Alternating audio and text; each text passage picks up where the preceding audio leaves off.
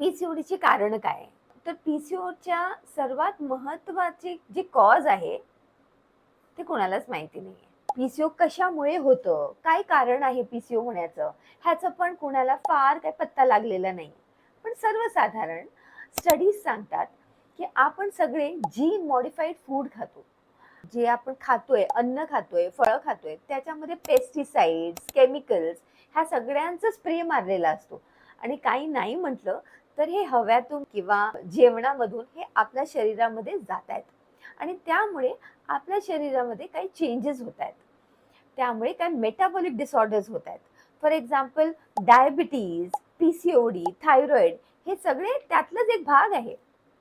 पण हे कशामुळे होतंय? म्हणजे काय असं करावं, की ज्याच्याने पीसीओ टाळू शकतो आपण?